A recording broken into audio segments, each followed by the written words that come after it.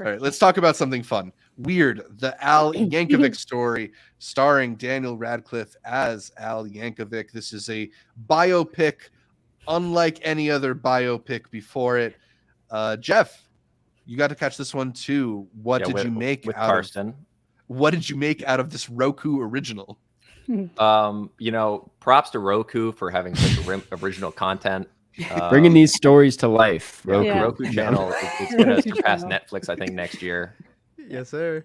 No, I loved it. It's the first. I'll say the first half is for me stronger than the second half. It does kind of like a bit of a 180 in terms of going from playing it as a very straight parody of a biopic into kind of becoming a bit of like an action film. Yeah.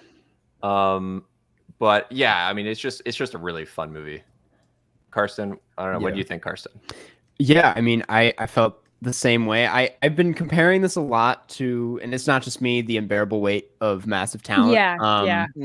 Both tonally and as like these like kind of tribute films to the person they're about. And I think this is like the perfect tribute to Weird Al. I mean, he wrote it, obviously, like he's got a huge part in it, so obviously that's the case.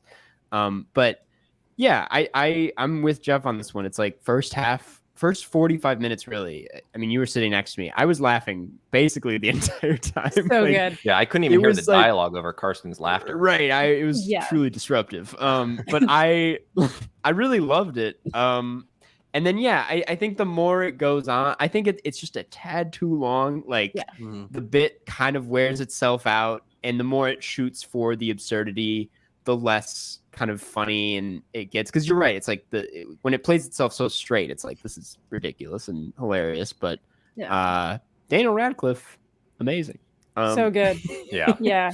I caught the midnight for this one, which was an experience in its own right. Just floral shirts everywhere. I realized I dress exactly like Weird Al with the checkered Vans and all. It was a great day. But I do think, like you guys are saying, I feel like the longer it goes, it does kind of lose a little bit of its steam as it's going. There's a couple of jokes that they pull out towards the end that are great, like the eat it joke. Just like the commitment to that is like so fucking funny. Just oh my god. And like me assuming that they would have had to have run some of this by Madonna, and then like somebody actually asked, like, has Madonna seen this? And then being like, not unless she's here.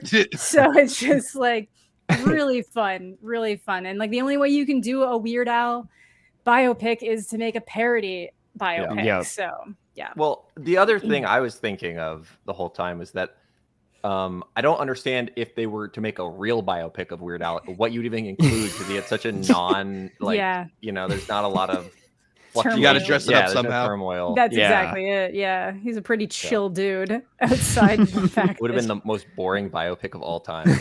Yeah. I mean, I maybe should have figured, given this is a Roku original and not one that I think is going to be in movie theaters, but it sounds a little bit more like a stoned on the couch movie than a go see it opening night kind of film. It's either kind of like it does like the Kevin Smith thing where you go on tour with it and it Weird Al's at every single showing and it's like a party every time, or it is like you are just drunk or stoned on the couch watching this movie.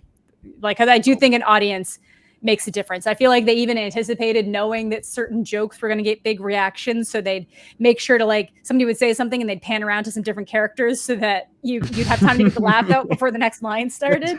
But there's definitely some lines I missed because people were just laughing too hard. Yeah. Awesome. Still excited to catch that one.